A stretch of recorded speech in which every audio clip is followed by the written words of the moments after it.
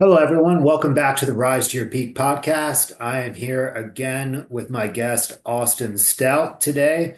And today, our focal point of our discussion is going to be around neurotransmitters, mood and mental health stability, and then SSRIs, which are kind of a big topic in the modern day world, especially in a lot of the cases that Austin and I run into through our practices. Austin, how are you doing today? I'm doing good, man. I'm living the dream over here. I would probably benefit from an SSRI. All jokes aside. But no, everything's going well. Just a little bit loaded up at the end of the week. I have that seminar coming up next week, so I'm trying to offset a little bit of that workload. So, Yeah, that's exciting, man. That's strictly that's a coaches summit, right? yeah, as far as I'm aware, the attendees will be pretty much all coaches.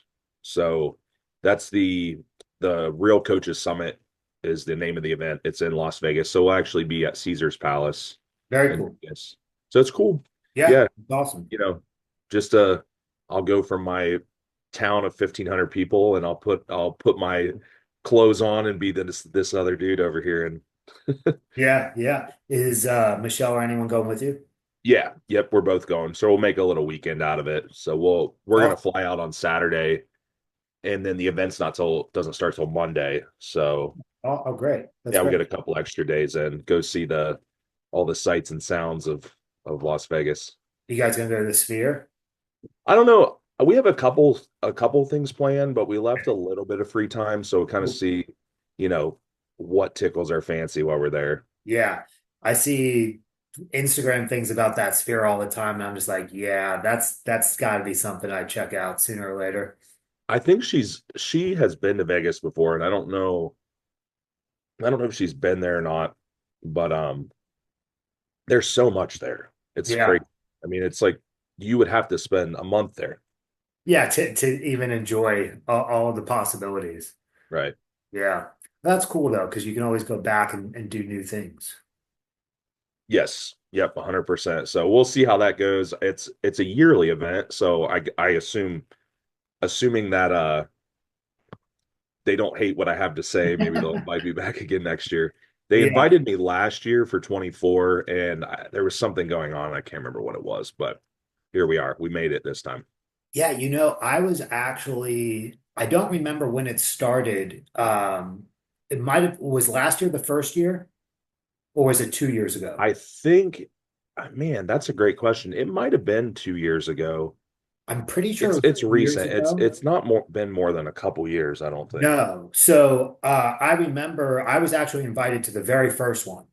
And I was super excited, planning on going. And it was right after starting Ryze. And like very early on, I was like, there's no fucking way I can go to this. I'm just so slammed busy. And I had to back out last minute, which I felt really bad about. But it seems like it's been taken off since, and I'm super happy that it's working out for everyone involved. Yeah, it's the one thing that I'm looking forward to is I've spoken at a lot of events, but this is actually a different opportunity in the sense that I actually don't know most of the speakers, Oh, that's cool. which is different. So I think like one or two of the people I know, um, two of which I've spoke with before at different stuff, over the years. So I mean, obviously I know them. We're not like acquaintances, I suppose, but I don't know any of the other ones. I mean, when I say I don't know them, like I literally have never heard of them, don't Wow. know them. And I mean, they're reputable people, a lot of, doctors and different things in that regard. So, the reason I like that is because I think that they will probably have their following group, people that like them, and then I have people that like me, and there's not as much overlap there. So you Yeah. get And that it's nice hearing new br- exposure. brand new perspectives, you know? Yeah, We for all sure. kind of chime in on the same kind of, Yeah. thought processes. Um, and sometimes that's great. It's great to be with like-minded people. Sometimes it's great to hear a completely new perspective. Yeah, and just not recycle the same audience all the time. Totally. Not Yeah. knocking anyone. I'm just saying if you're a coach and or you own a business or something and your reach is the same people, I mean, Right. ultimately you're going to be limited. So Totally. Absolutely. So let's dive right into this topic today because I know we both are on a little bit of a limited time frame. And this is a big topic. We could probably go hours chatting about it. So I think we can both agree that just about every medication has its purposes and benefits to the right group of people. But I think both of us align in the concept that, it's one thing to claim that a medication is bad or worthless or this or that. It's another thing to claim medications are being overprescribed and abused in the wrong settings. And I think that's more of where you and I lean is the overprescribing and abuse mhm. versus just to say a black and white statement of no one should be on this.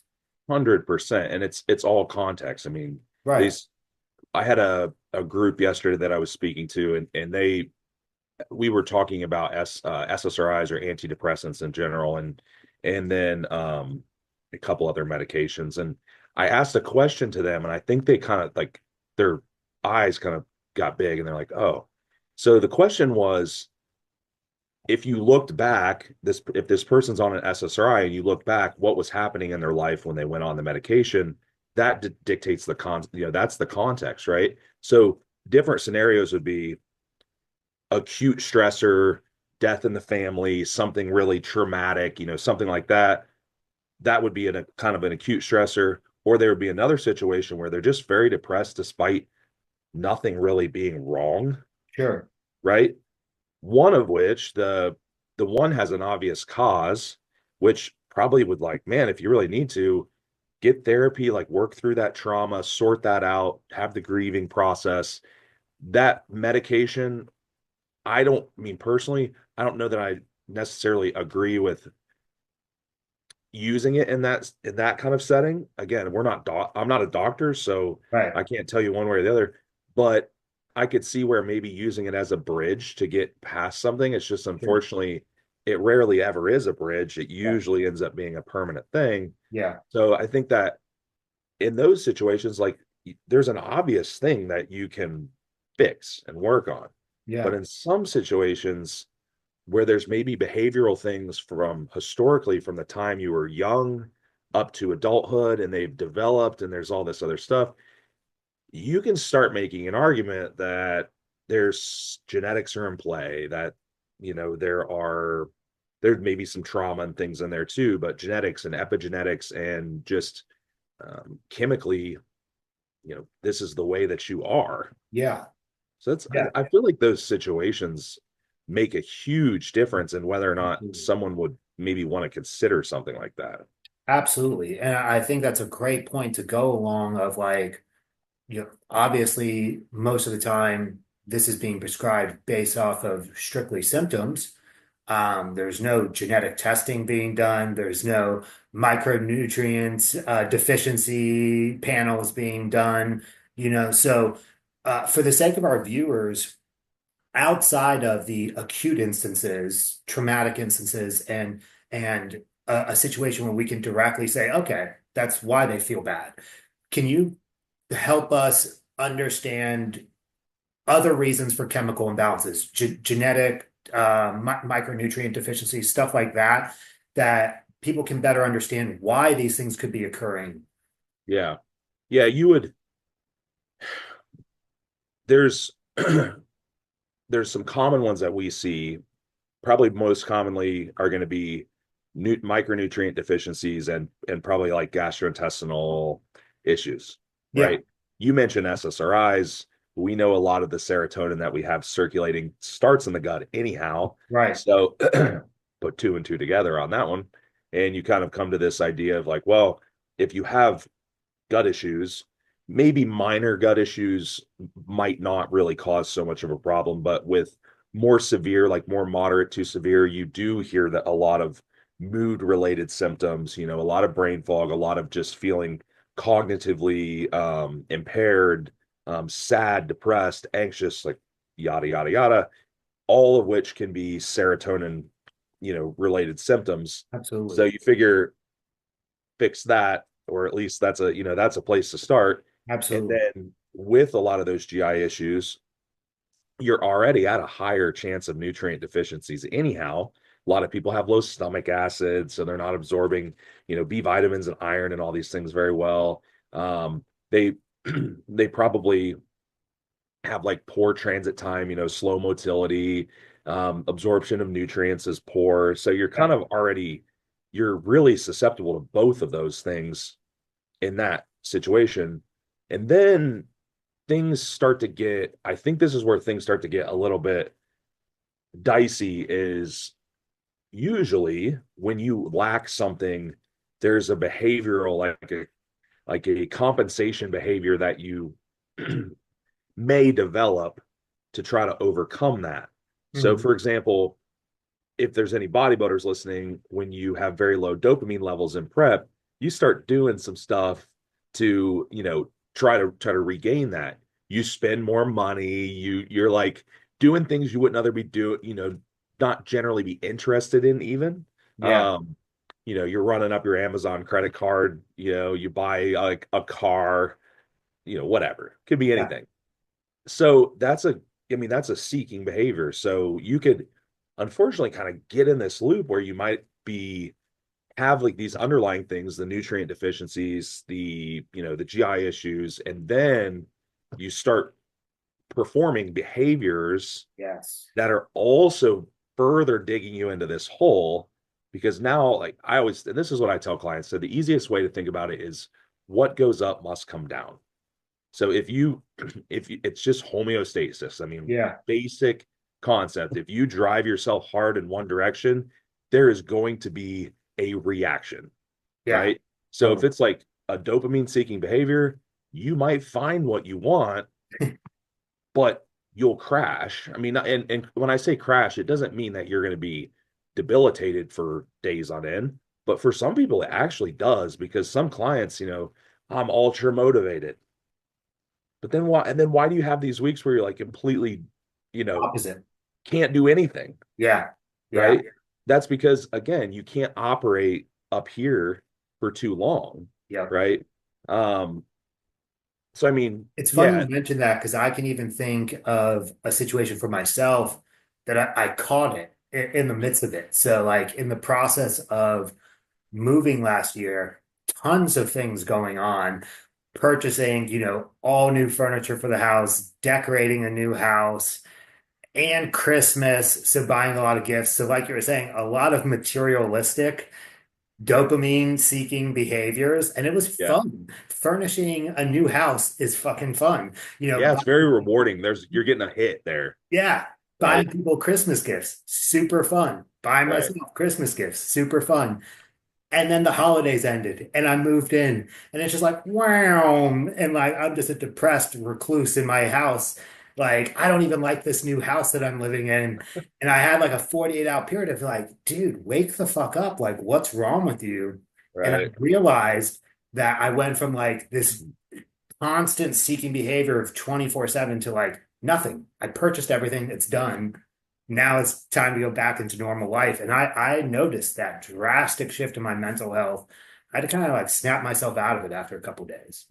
Well, easy like a more black and white example would be if someone comes off a medication that affects your psyche, there's a withdrawal period, or if you've used recreational drugs or something like that. Like generally there's something on the other side of that, depending Yeah. on what it is and duration and dose and like all that other stuff. Yeah. um so again, I mean, there's it's all kind of running in this cycle, but yeah, going back to what we were talking about, we were talking about nutrient deficiencies, GI issues, some underlying causes. There's some, there are some genetic factors in there too. Things Yeah. like just inherited, inherited genetics are a real thing. I mean, a real thing when it comes to psyche. And that's been talked about a lot more in recent years. Like, well, my dad had, I don't know, ADHD. Does Mhm. that put the child at a higher risk of ADHD? Sure. Potentially, Yeah. probably, right? Same So thing with like bipolar. yeah, I mean, there's definitely an inherited component to it. but there's also, mutations that can be inherited, or you can have like the most common stuff that people have probably heard of would be your MTHFR gene mutations. Yeah. So there's Folate the deficiencies. yeah, and the COMT and all that stuff. And those generally will cause poor folate or B vitamin status or and metabolism. So you don't metabolize them very well. Some of them lack intrinsic factor in their gut, which helps, you know, basically activate these B vitamins, which Yeah. is why when you look on your B complex on a lot of the like the higher end, more, higher quality B complexes, they'll use methyl folate, or they'll use P5P, which is, activated B6, or they'll use methyl B12, Yep. right? Because it kind of bypasses that step. Yep. Um, so there is that, and yeah, you can test for that stuff.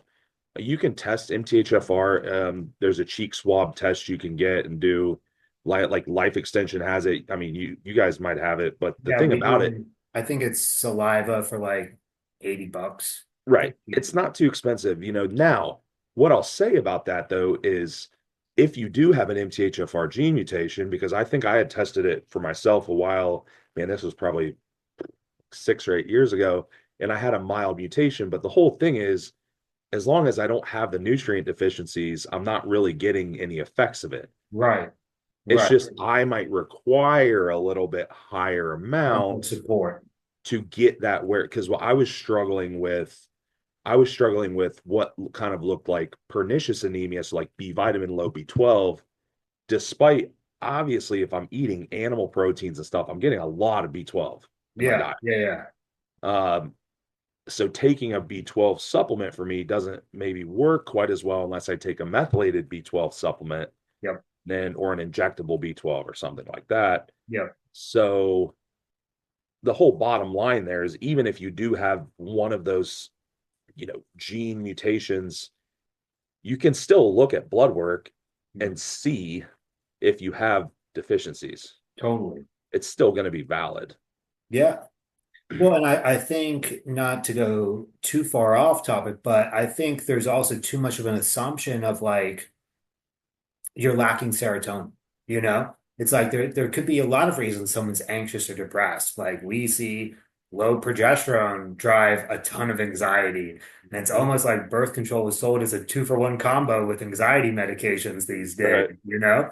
But doesn't mean, an SSRI is going to help. In fact, could make matters a little bit worse for that individual, you know? So it's just more so better understanding of like what what could be driving this and what are all the different components for that person. Like Yeah. you said, the gut issues, the potential genetic predispositions to micronutrient deficiencies. Um, a lot of it is our own modern day actions and thinking patterns too. Social media does not Yeah. help, you know? Yeah. The and I'll say this, I'm the old saying, more money, more problems, that type of thing. Or if being successful or gaining success and traction in your business, and there's levels to that, this doesn't mean you have to make $100 million. This could just mean that you're kind of advancing in your life and you're taking on more responsibilities, Yes. and it could be a family related thing, it could be a relationship thing, it could be a business thing, but kind of taking on more responsibilities in your life and bigger roles and all these things, you I genuinely do think that a lot of people desensitize to like reward, right? Just Yeah. like anything else, Yeah. you know, I have this car, but I got used to this car, so I want to get this car, Yeah. right? Or I have, and it could be any material item. You see it with any like material item. And I'm not saying that these things are bad. Right. It's not that. You can't, I would also not advocate to make yourself miserable intentionally. I mean, I've been around a lot of blue collar people in my life, and some of them that have a lot of money, but I'm like, you're just gonna die like with With lots of no room. you've not done anything. Yeah, yeah, Now, so there's still a balance there, yeah, right? There's still like you have to maintain some type of balance, but I do think that delayed gratification is a really important skill if you want to talk about combating depression and anxiety and mood. Are you still going to be susceptible to those things sometimes? Yes, it can still happen, but man, you can really set yourself up for a little bit better stress resilience yeah, and mood resilience by just delaying things sometimes. I could buy more stuff, but I don't need to necessarily do it. It it really has to resonate with me. And I think also once you do start doing well at something or whatever it may be, you actually realize that because you realize that you lose interest in things quick. I mean, so so there is I really think there's something to this whole idea of dopamine fasting, right? Of and I it doesn't don't have to like be that term, extreme. but I like it. Dopamine fasting. I like Yeah. It doesn't have to be extreme. I think the idea of dopamine fasting is kind of extreme, like go out in the woods and, that. you know, hey, if that's your thing, if you need to take yourself off the grid for a week and do it that Yeah. way, that's cool. I mean, personally, I think you can just do small things on a daily basis. If you want five things, just only get two of them, right? It's like say no to the other three, that Yeah. type of stuff. Just Or delay postpone it at least. or delay it, Yeah. right? Just little stuff like that can definitely help. And I think it just helps you appreciate things a little bit more. And then you end up in turn just obviously you don't get stuck in this like seeking cycle quite as much. I think that's a great point. I have a lot of friends that I've connected with in recent years who are kind of on the same page of like, that constant pursuit of leveling up and stuff like that. Yeah. And one of them had this game plan of like, okay, I'm going to reach a couple career goals this year and reward myself with a new vehicle. 1 month into the year, bought the new vehicle, didn't hit a single goal yet. And it's like, but dude, now what? Now you don't have the same drive, motivation and drive to complete those goals. You're also not going to enjoy that reward. So you're probably going to buy another car at the end of this year because you didn't even fulfill yourself that first time. You know what I Yeah. mean? Yeah, it's like going in and getting approved for financing a vehicle or a house or a mortgage or something. Do you max it out? They're like, yeah, Yeah. you're approved for 1.5 mil. Right, right. You go 1.5 mil? You don't have to. I mean, you can, but you also realize like you probably and that's I mean, we're not talking finances obviously, but like being able to afford something and getting approved for something are not the same thing. Exactly. Um, Having nice stuff, upkeep gets more expensive. Yep. So, Yep. but anyhow, like the whole point of that is that's something I've kind of had to do for myself is is kind of check myself because when I started coaching, dude, I was like most other early some years late teen guys. I was broke as shit. I didn't have any money. I was at the time, of course, a lot of things were cheaper. I had a roommate that we split a $650 a month apartment, and I was bodybuilding on $40 a week for food. I mean, I don't even know that might not even be possible now. Right. I mean, Right. maybe. I don't even know that there's Right. anything you could do with $40, Right.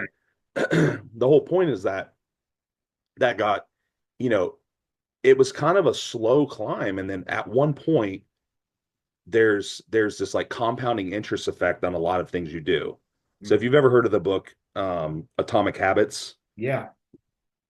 you're familiar with that book Atomic Habits. And one of the Yeah. things he talks about is like the critical threshold. You don't really see everything manifest until you hit the critical threshold, and then it can all happen kind of quickly. And that's kind of Absolutely. where I was at. It's kind of here and then jumped, Yep. right? It's kind of here and then jumped, and then it maintained a steady increase. But my point there is, it felt like it felt like I was desensitizing because, dude, I didn't have a new car. I drove everything I drove up until that point had over 200,000 miles on it. every single Wow. car because I have a mechanic as a dad. So I just basically got whatever beaters Sure. that he had. Toyotas and Hondas will run for a million Forever. years anyhow. It's Yeah. like whatever. Yeah. But then I go buy a new car. I bought a I don't know. I bought like a Honda. It was like a Honda Civic SI or something in the manual, whatever. But I bought it from the factory. I went on the website and like ordered it, inspected out and stuff, and it got delivered. At that moment, something changed, right? It was like, oh, this is cool. Yeah. I could do this. Yeah. But then it's like, man, but what now? Because then I got bored of it. I got bored of it in like 6 months. Yep. I'm like, wait a second. Yep. Is this a trap? Yeah. It's like, is this a trap? But I know that that's a mild example. It could be a McLaren that you're buying, or it could be a house that you're buying, or it could be anything. I do think it's important to enjoy yourself, and I do not think you should make yourself miserable, but you've got to you've got to pay attention, Yeah, you know. you have to determine how much joy is this really going to bring me? Do I really need this, or is this just the next shiny object distracting me from things in my life that I don't like, or something like that? And I feel like a big piece of mental health is boundaries. And I know you're huge on boundaries yourself, but I think most of the time when people talk about boundaries, they're thinking boundaries with other people, not necessarily realizing we have to put boundaries on ourselves Yeah, oftentimes. for For sure. me, it was overwork. I am a workaholic, Me and too. yeah, I know you are too. And so it's at a certain point, I was just like, I have to shut down my computer at a certain time every day. I have to take these days off. I have to say no to taking more calls, and yada, yada, yada. And that's just one of many examples. I honestly had a lot of boundaries to learn a couple years back, and they all made significant shifts in my mental health and my ability to enjoy life. Yeah, and boundaries with yourself are really intertwined with boundaries with other people because Yeah. it's like the call thing, for example. Unfortunately, if I have people that sign up for consultations and miss a call, it's like I can't just keep rescheduling you. I'm booked for 2 weeks. Yeah. I'm sorry. Now, 5 years ago, I would have just folded at every one of those, Yeah. right? And it will it if you don't have any boundaries, it will deplete you down to a shell of yourself. Yeah. And so I do think there's so many things, and that's a great, I'm glad you brought that up. I mean, there's so many things outside of like nutrition and lifestyle and things that are just that you can do for yourself to really just maintain mental health. Yeah. It's not just thinking like, what do I do to support my dopamine, or what do I do to support my serotonin or my GABA levels or this and that? It's like, well, your foundation is not there. Yeah. The foundational items, like how do you treat yourself? How do you treat other people? Who do you associate with?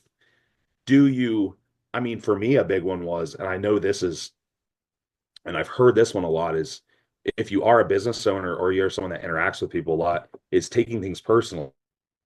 Oh yeah. That'll crush you. Oh yeah. That'll crush you. And it's hard, right? If you care Very about hard. something that you're doing, you want a result. But what I always tell like a lot of the coaches that I mentor with is and they'll, like a client gets upset or leaves, I said, this is this is a two-person relationship, and you can only control one of those people, which is yourself, Yeah. right? You can't always control. I said, did you do everything we talked about? Like, yeah. Did you know, were you fair? Yeah. Were you kind? Yeah. It's like, I mean, Can't please everyone. you can't, man. It's Yeah. my dad's a business owner, and he taught me that a long time ago. And he's like, you'll realize it more as you get older, and you'll Yeah. take things less personally the longer you do this. Definitely true. Um, but yeah, I mean, stuff like that can just kick your butt, man. Well, I think a great example is like very new bodybuilding coaches because the bodybuilding world is already hyper competitive. And I don't know if non-coaches know this, but when you first get into coaching, the coaching world in bodybuilding is also hyper competitive. Sure. And you're comparing yourself to every other coach, you're comparing your clients to other clients. And it's also hard to give yourself grace. You know, you can be really hard on yourself and just really drive yourself down and kind of just deplete your own self-confidence. Just convince yourself that you're not good enough and stuff like that. Yeah, yeah, and compare. They always say comparison is the thief of joy, Yeah. and that's which you brought up social media already. So there's one of your things is like people will send me stuff, and I'm not talking like a funny reel or something. I'm saying like, did you see this or did you hear this? I said no, and I don't care. I said don't send it to me. I don't want to look at it. It's not ignorant. It's not even really so much ignorance as bliss as much as, I'm not talking about, politics or something that, or, economy or something that might actually affect me or my decisions. I'm talking about just drama and Yeah. BS that it just, man, like just get rid of that stuff. People love it. People thrive on it. It's funny. I've had some clients that, they'll, especially and not always younger people, but the younger ones are a little more susceptible to it, and they'll get really mixed up in that.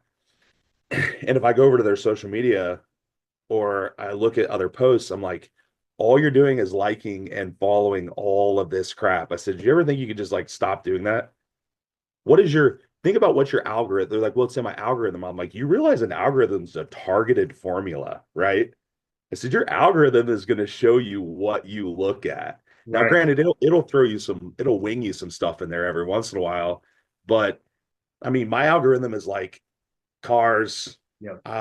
like college wrestling, maybe some like cat videos and Yeah. like a little bit of bodybuilding sprinkled in there. Yeah. There's not a whole lot of BS in my algorithm because I don't consume it. Right. No, yeah, exactly.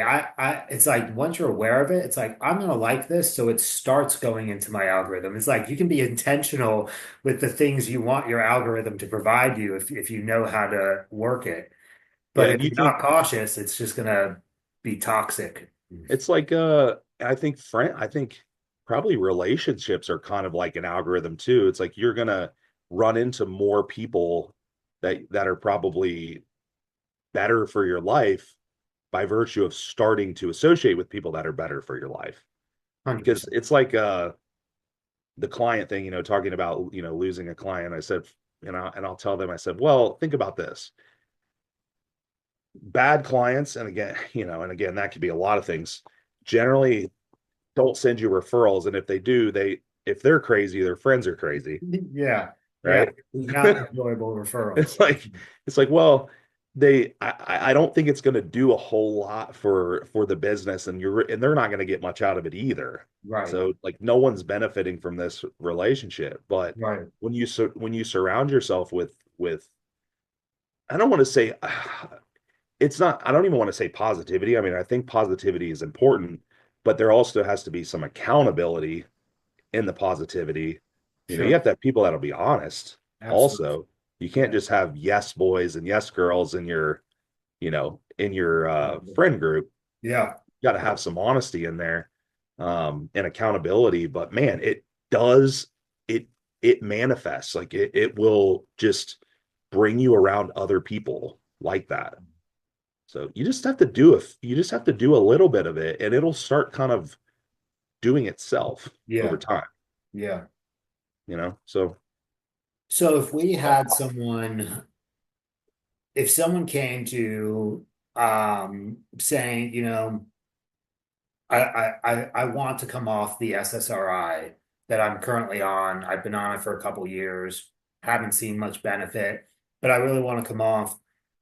Obviously, a lot of context to that. But what would be, without knowing much about them, what would be kind of like some pillars that you would start discussing with them? For example, gut health, trauma. Like what would be some zoom out steps that you would start that process with them of helping them come to a process of coming off?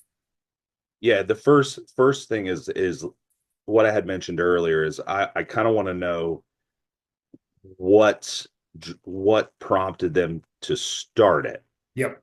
Is there something, again, because I'm not a prescriber, so I'm not telling them to come off of it, but I also don't want to make any type of suggestions if there's maybe something underlying there that they haven't dealt with. If it is a trauma situation, if it is like, they've just dealt with a lot of stuff, Yep. then I would, what are you doing?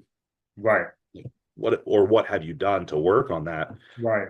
Um, and and sometimes medications like that could have been in play for a very long time. So Yes. they could say something like, I started taking it when I was 20 years old. It was around this and this time. There was a lot going on in my life, so on and so forth.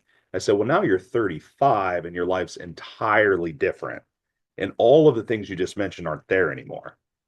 So environmentally, you're in a good spot, at least on paper, Yeah. right? So maybe that's not so much an issue anymore. So we can kind of vet that out, but also just the basic stuff that we're going to look at with most people is like, what do your labs look like? Let's check sex hormones, let's check adrenal function, let's look at nutrient deficiencies, gut function, which you're kind of doing with everyone Yeah. on an as needed basis anyhow. Yeah. um Making sure that there's no big gaps there that would make it more difficult to come off the medication. Yeah. There was With SSRIs, there was a couple studies that I saw, because this came up in one of the groups I was talking to, and they talking about GI function. And the interesting thing about SSRIs is I've seen when sometimes when people go on them, their GI function improves, and I assume it's because they're getting this increase in availability of serotonin. So Yeah. they probably get like this motility increase. But the research had shown that over time, you are at a much higher risk of essentially like dysbiosis, imbalance of Yeah. commensal bacteria and Yeah. dysbiotic bacteria. So if you're staying on it long term, Yeah. right? So it's like it could probably contribute to the problem long term. And we also know that, like, men, how many guys with low testosterone get put on SSRIs because they're Sure. depressed? It's like, well, then you take this drug that probably lowers your levels even more, right? And that's not going to go well. So we Right. kind of got to figure out, like, what's that look like? Is there anything that we can fix or optimize there first? Yeah. Because you might not want to get gung ho and just drop that medication if there's a Right. lot of stuff that needs worked on. So I think we really have to be careful and make sure we're checking all those boxes Yeah. first. And then if it's like, okay, we're ready, we're ready to go, ready to stop, talk to your doctor first off. That's just disclaimer. But depending on the medication, if we're talking SSRIs, is maybe we would want to implement some kind of over-the-counter serotonin support Yeah. just to make that transition period a little bit easier, Sure. right? That could be, Adaptogens, herbals, things of that yeah, nature. yeah, maybe some 5-HTP in there, precursor to serotonin. Um, it could be some just adaptogenic herbs. It could be something like some saffron in there to help balance mood.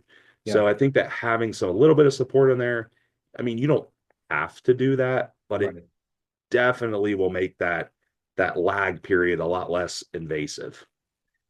Have you run into situations, anecdotal or just research, of like long-term medication use now hindering the body's ability to produce kind of like a reverse feedback loop for neurotransmitters? Is there any instances that you've caught where it's just like you've been on it for 20 years and now your body's just not going to regulate? So the not not so much with Not so much. And the reason is because if you look at what most of the psych medications are, let's say most of your psych medications are reuptake inhibitors. So Right, basically, they're preventing some of the reabsorption of the whatever it is. It could be dopamine, norepinephrine, right. serotonin. So It's not it's impacting production. you're right. It's not so much stopping the body from producing it. It's just creating a higher availability of it in the body, so it's circulating longer, it's staying, it's staying available longer. Mhm. Now, if you were using, I mean, you would still notice a difference when you came off, right? There's Yeah, still going to be a period where you're going to have to readjust to that, but theoretically, your production should still be there. got it. Um, Now, if you're using something that directly increases the production of something, amphetamines, stimulants, Mhm. those could, that would be a little bit different. That probably is going to put you at a higher risk of having, a much more difficult time restarting the production of something. Especially like norepinephrine, like you mentioned. Yeah, Have you that's what, seen that with like cases of long-term Adderall or anything like that? yeah, Adderall, basically any stimulant that falls in that category. Mhm. They, there was, Wellbutrin, actually, one of the uses for Wellbutrin, which I believe is a norepinephrine and dopamine reuptake inhibitor, was actually for people that were stopping smoking. Oh, wow. Yeah, so like like The, super the high nicotine nicotine drop. use, right? Like Yeah, super high nicotine use, which, again, nicotine's just, I mean, it's a stimulant, right? So right. it would be like any the other stimulant in the sense. I mean, they're not all the same, but in a sense, you're still producing a little more dopamine or a lot more dopamine, and that's all very dose dependent, and Sure. all that. Because I know that people, I mean, people that smoke regularly tend to smoke.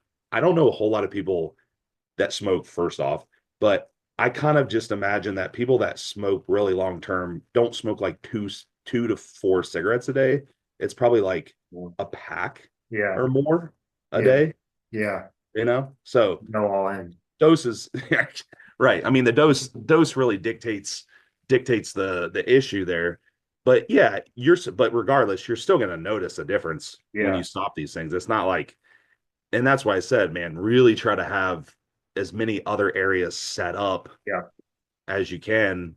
Maybe if you are lucky enough to have an environment where you could like have a week off from work. Yeah. Test the Man, waters. that would be nice. Or Yeah, start it on a weekend or something if you had some PTO at your job and you could. sure, sure. um Entrepreneurs, sorry, you probably Right. don't really have that Good shot. luxury. Yeah, I mean, that's, I hate to break it to you, but if you did have that scenario, I would almost advocate, like, all right, let's stop it on Saturday. You've got next Monday through Friday off. You can kind of get through the biggest dip Yeah, and then proceed as usual.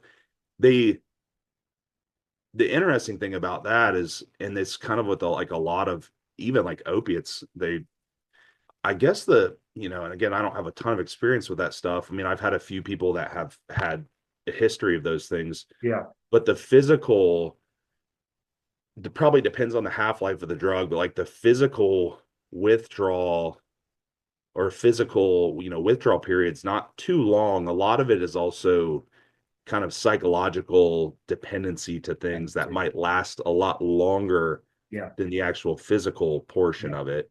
yeah, And it would be, I think adjusting to feeling different can be challenging. It's like, well, I feel different. I said, but is that bad? yeah. Is that actually bad? Right. Or Because it's just different. is it just different? Yeah, Right. yeah, Or if you had been, or if whatever you had been using was kind of numbing you to an extent, now you might be feeling things that you weren't feeling before. I think that which could be good I, or bad.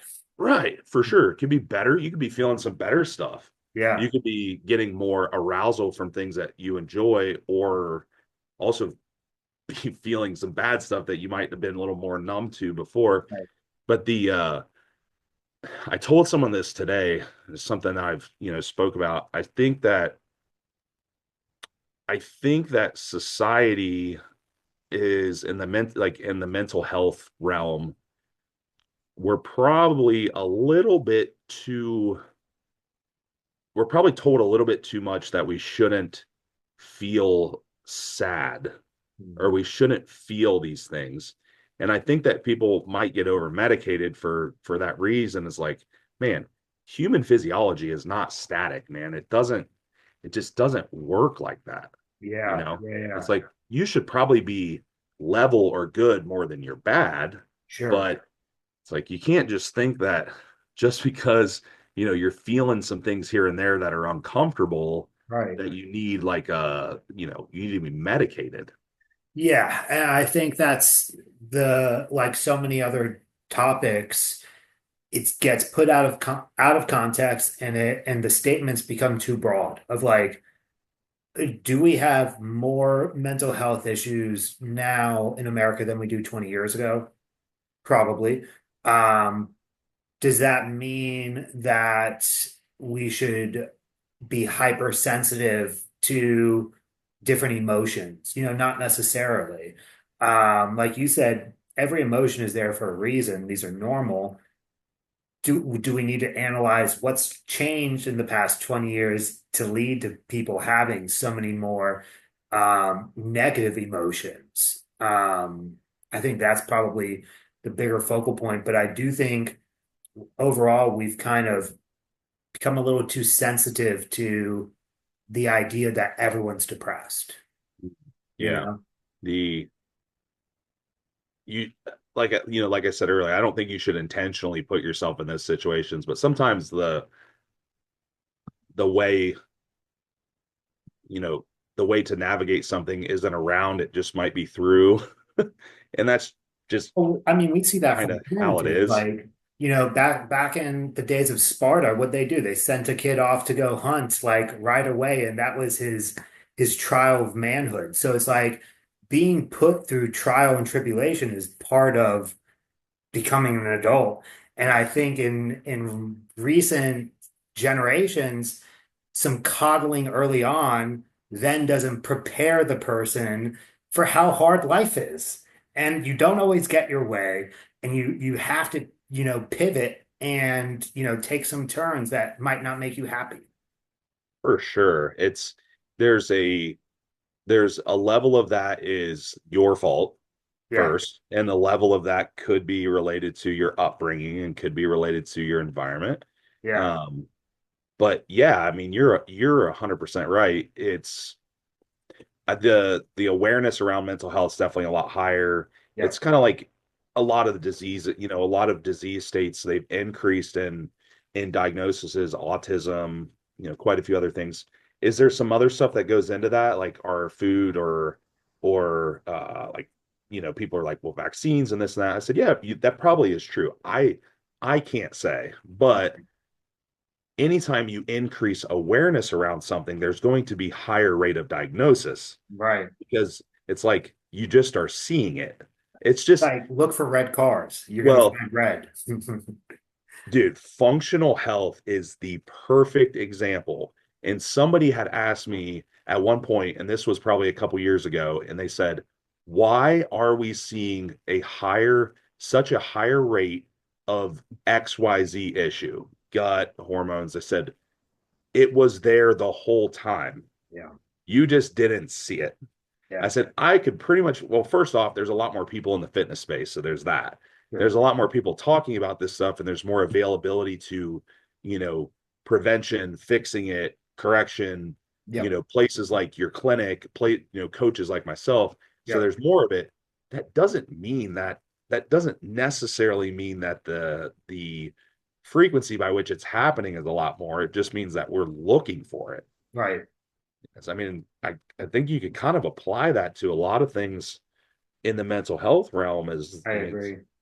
like, I mean, how many things didn't even have, like, how many disease states didn't even have a name or weren't even known up until a certain point of time? I mean, surely they were there.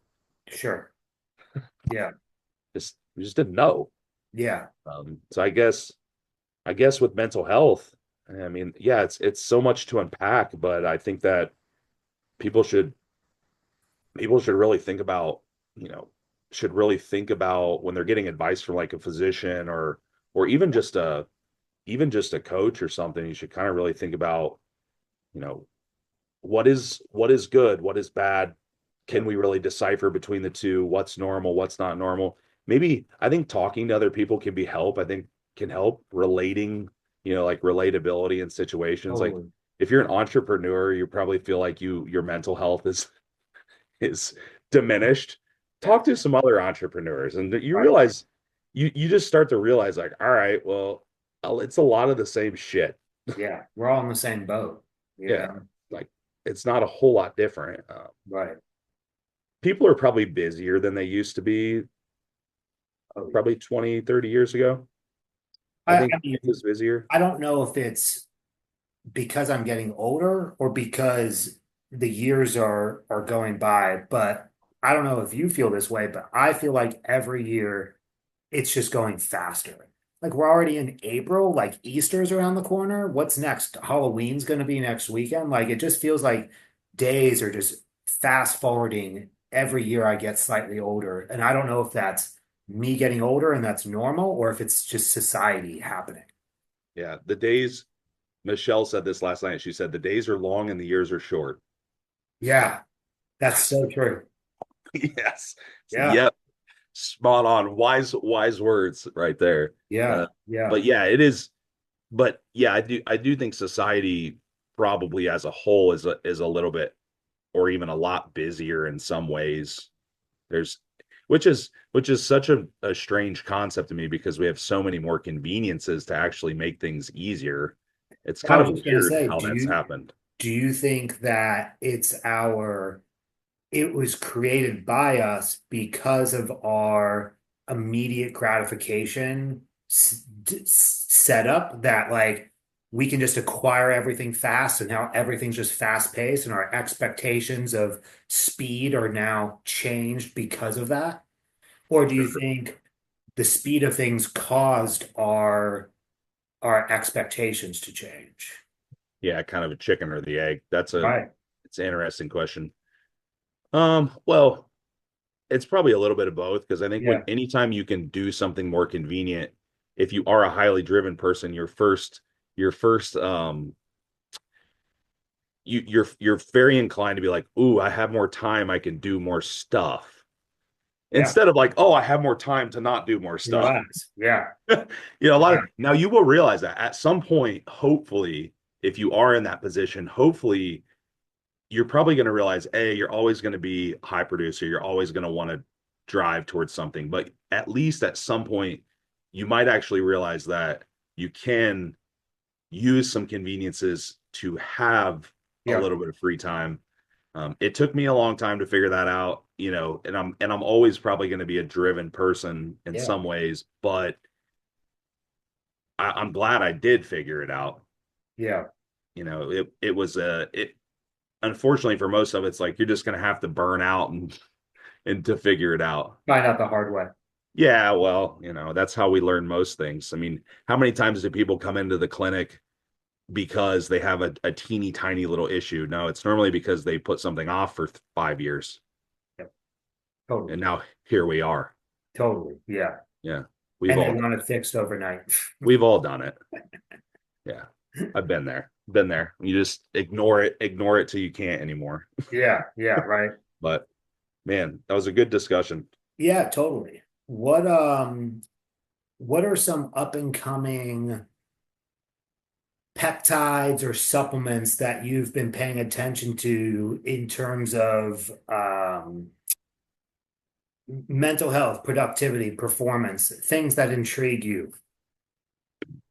So over the counter, I do think the big fan of the saffron extract. Yeah. That was one that I started using probably a couple years ago, and it's a really good at balancing kind of highs or lows, so it falls in the middle ground. Whereas a lot of the things that we've and adaptogenic herbs kind of do that too, Sure. but not quite as profound of an effect because a lot of Specifically what for mood, right?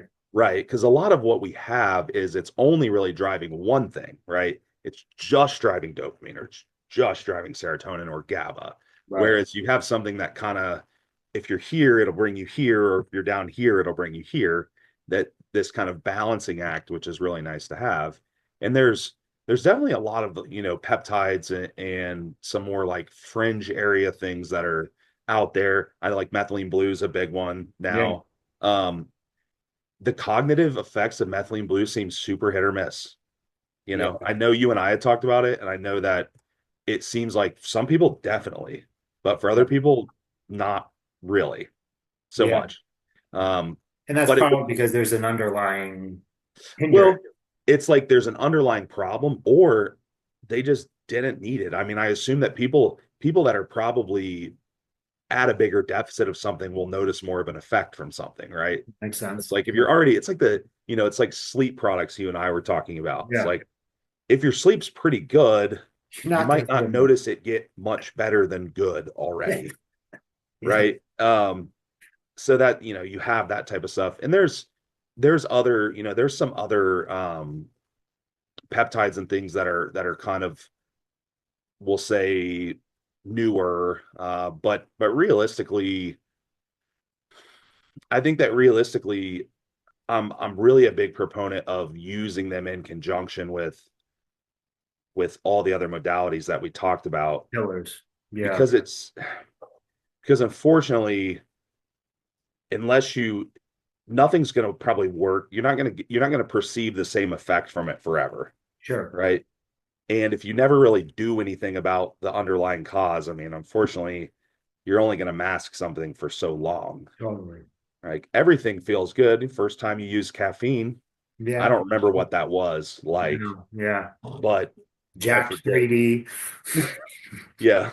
Yeah. I don't particularly remember what that was like. But again, the perceived effect of stuff always dies off, just like the perceived effect of horsepower. Sure. Fair enough.